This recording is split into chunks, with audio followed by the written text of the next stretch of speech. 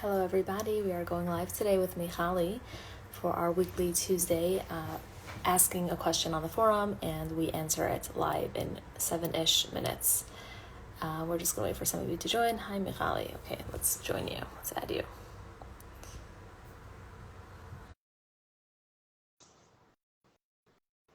Future mom in the making, thank you for joining. Amanda, hi, how are you? Hi, Good to see you. Good to see you again. Happy Tuesday and almost Purim. Exactly, yes. Happy almost Purim, everybody. My head is like cut off again. I need to get like a stand for my desk. That like kind of, I know. I feel like the Facebook, the Instagram lives, they're like it's like such a short amount of space to kind of fit your entire body in. So yeah, totally. Like leaning. Alrighty, let's get to the question. It's actually time sensitive, so I felt like it was a good one to choose, even though I should say that Donna Rosenberg, I believe, a coach on our platform, answered it beautifully. But I felt like we should just give voice to it, even though I don't know if I have much to add, but maybe you have some things to add. But just to reiterate, her sentiment and to see, to let others see that other people are struggling similarly. So without further ado, you can read the question. It says it's by Climber, and Climber wrote, "Hi all. Those of us who've gone through childhood trauma or are experiencing difficult relationships with family members can probably relate to tovim being triggering, sometimes destabilizing, and overall just something that's supposed to be joyous, but is in reality something we can't wait to get past. And if we do not have much choices but to spend Yom Tov in company that is emotionally challenging, such as being single and at home with family, it feels impossible to make the day feel meaningful. I want to celebrate Purim, but how? Most of it feels like dodging, coping, recovering. How do I create a Yom Tov for myself if most of the things we do on Yom Tov are dependent on our environment and the people we are spending it with? Any insight, awareness, or ideas, I'd be delighted. Thank you." That's a great Such a beautiful question. question. Like, I love the way like Donna responded was like, I love how you like call a spade, like so Climber, I want you to know that I give you credit for being able to verbalize the struggle and that it's a very common one. So I think that's definitely, and it's also very appropriate for this time of year. So even like, forget about Purim, which I guess is definitely coming up, and that's why it was asked, but even like Pesach, I find it's even more applicable because that's like a much You can't run away with your car. So, there are no escape routes. Exactly. Or obvious ones. Yeah. Exactly. Exactly. So what would you say? So, I mean, first of all, I just want to acknowledge that situation does suck. Like I want to acknowledge that it is really hard. There's nothing missing in you or anyone that struggles. Like, use the example of being single. Like, so if you're single, there's nothing wrong with you if you have feelings that are negative about a Yom Tov. It's a completely normal reaction to a really, really difficult circumstance, which I'm going to describe as follows. You're in a community where there's such an emphasis on family and marital status. Is it kind of like makes you like more of an adult and more of a person in that community than when you're sitting with people who have that value. In their eyes, you might be feeling less than. You might be feeling like you're not fully an adult, or that your role is confused and confusing. And then you feel like you have no place. And so that's like a very common thing that I think I see a lot with singles who are with their families on any holiday. But then, this person also mentioned like, triggering and childhood trauma and like really tough relationships. So this might not be such a popular opinion, but I'm going to just share it. I really believe that we are in control. And I think that if we have this value that I want to celebrate this yontiv and I want it to be X. So for example, I want it to be meaningful in this way, right? So if you're the kind of person that tries to like relate and connect to the particular messages of the holiday, so then that's your goal, right? Your goal is to connect with that. Your goal is not to connect with toxic people or to put yourself in dysfunctional situations. Your goal is to connect to the meaning of the holiday. So then you have to understand yourself and understand like, well, what makes you feel connected? And then plan accordingly. So, a lot of, let's say, just from like a spiritual perspective, like a lot of Rabbanim will give heterim when it comes to, let's say, eating on Yom Kippur if a person struggles with an eating disorder, right? Because the mental health of a person comes before anything else. So first of all, if a person thinks that it's a mitzvah to put themselves in a situation that's harmful to them physically or mentally, just know that it's not. And it's better, in my mental health perspective, to not even have a seuda if the seuda is going to entail you getting harmed emotionally. It's better to get into a car and drive yourself to Dunkin' Donuts and get a yummy bagel and say hamotzi and have a seuda with yours truly, than to be in a situation where you're triggering any kind of trauma. So that's first of all. It's really like, the concept of just like your everything comes first. Your health, every part of your health. Yeah. But let's say it's not trauma. Let's say it's simply not simply just difficult, like the single scenario. Right. Like, let's say it's not right. Like, let's say just difficult feelings, difficult. Right. Like, I guess like from this question, it could be anywhere on the spectrum. It could be like, oh, difficulty just because you're single, or difficulty just because you're with people that you don't love, or it's difficult because it's Yes. like you're with an Yes. abuser. You know what I'm There's a saying? So spectrum. like I think your answer, right, exactly. There's like a very big spectrum here, and I think that depending on where you fall on the spectrum, you Yeah. might take different pieces of advice. Like if you're just if it's just a lot of anxiety or discomfort, like uncomfortable feelings that come up, I don't necessarily, running away from that might not be ideal, because that maybe doesn't support your growth. It's not the end of the world. It's not a terrible solution, but it's not so supportive of your Exactly. internal growth. And then other Yeah. skills might be helpful, right? Like learning distress tolerance and being able to prepare for that discomfort in some way and cope 100%. with So it in that ahead scenario, of we're time. talking about on the other part of the spectrum. I would say number one, first identify your goal. Your goal for the holiday might be, I'm going to practice, as you said, distress tolerance. It's not going to necessarily be to connect to the holiday. It's going to be working on the emotional pieces.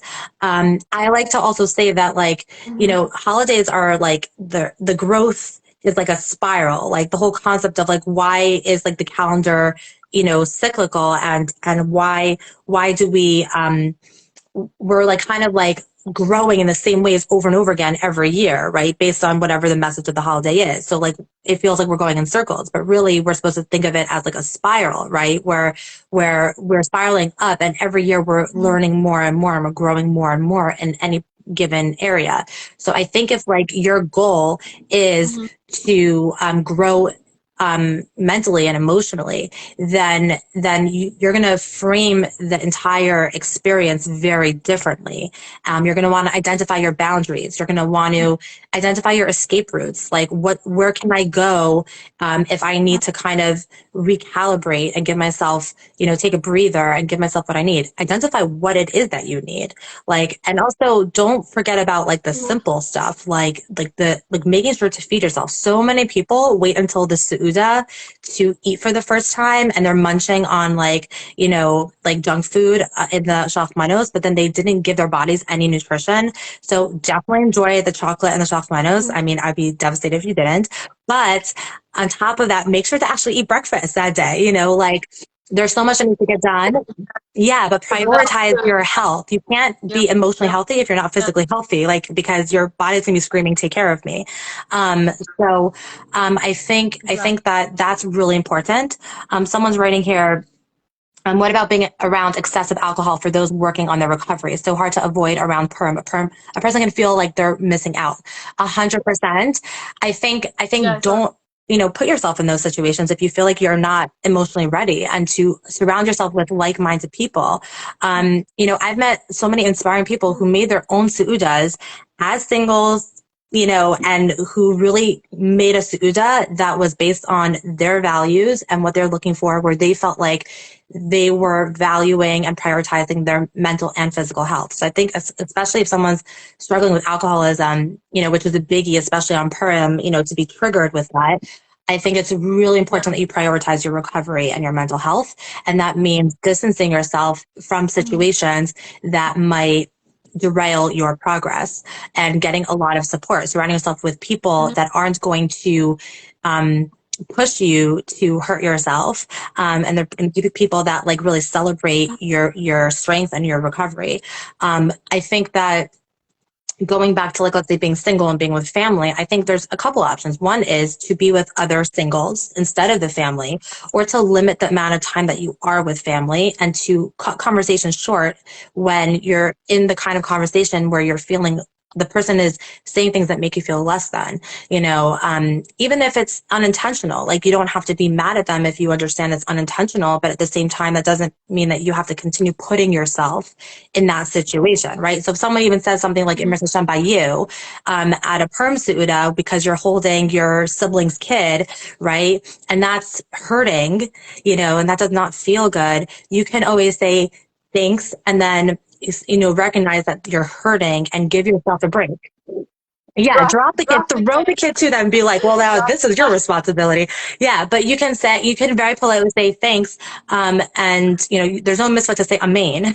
And then give the kid back and get yourself some space.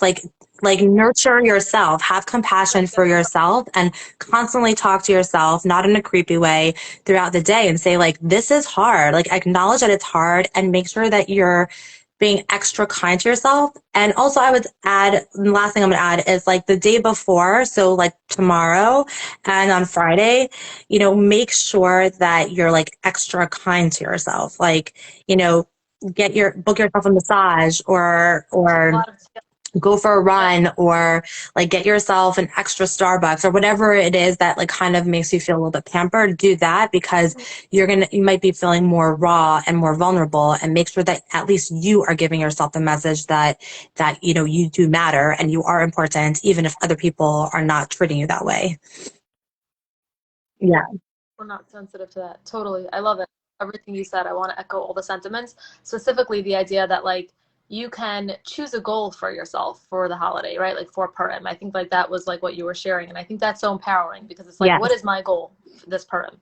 Like it might be able to hear Emeretz Hashem by you and not be offended and not like be totally okay with it and laugh it off. That might be your goal. And then you Yeah. want to see how many you could collect. You know what I'm saying? Like everything be totally like spun on its head depending on where you are. Your goal might be like, I'm gonna get two good friends and I'm gonna have a Suda in the car outside of Dunkin' Donuts, because like that is going to be completely different and 10 steps ahead of what I did last year on Purim, because last year I was drinking, and an alcoholic with, the group of those friends.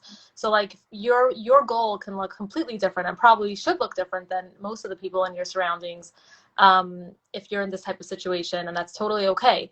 But identify that goal, because then it makes it so much easier to tolerate whatever comes up, because it's all of a sudden, instead of avoiding something, it's like I'm running towards this because I For want to sure. achieve For this. sure.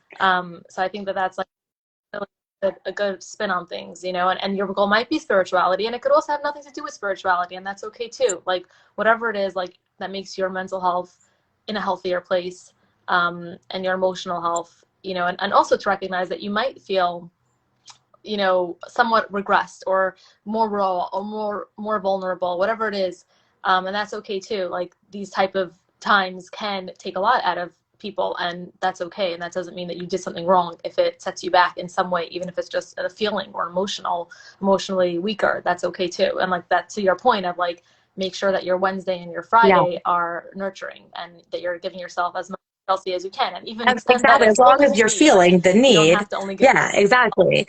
I think also like there's exactly. such an importance of like I'm a trained safety kid instructor. And so, we talk about like the ABCs of like safety.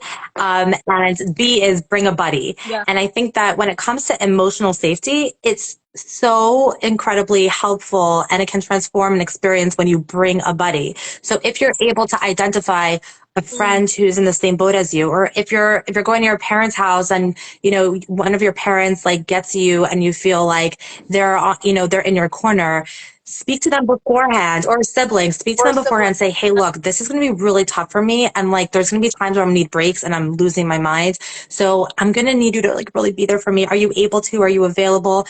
Can you like just like sit with me on the bathroom floor for a couple Mm. minutes, before we go back, whatever it is.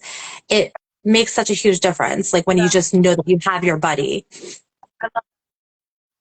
I love that. I love that. And if you don't have like like a buddy that's like in person, I'm just thinking like you can designate a friend or a mentor or Yeah, somebody that you can text and call or voice note, even if they're not going to respond in that moment, but just to know that like somebody has your back, you know, somebody's with you in spirits, but it was like designated, pre-designated before, you will feel a lot exactly. more protected on some level. Are more protected because you have somebody that really is with you, and whether it's in their prayers or their spirits or whatever it is, and after you know that you can reach out to them. So even if it's not like ideal, it's like, yeah, somebody at that party, somebody at that meal. But if that's not possible, then it might just be somebody that you're sending an email to that's in a different time zone, but like the next morning you guys Exactly. are going to Exactly. reconnect. You know what I'm saying? Love that. Okay, I think we really like, you know, Yay. nailed this So one. my Thank you, pleasure. Thank Holly. you, Faye. So lovely to see you. Have a beautiful All Purim, right. Thank and I'll see you next week. you. Likewise. Bye. Yes, Toodles. take care. Toodles. Thank you.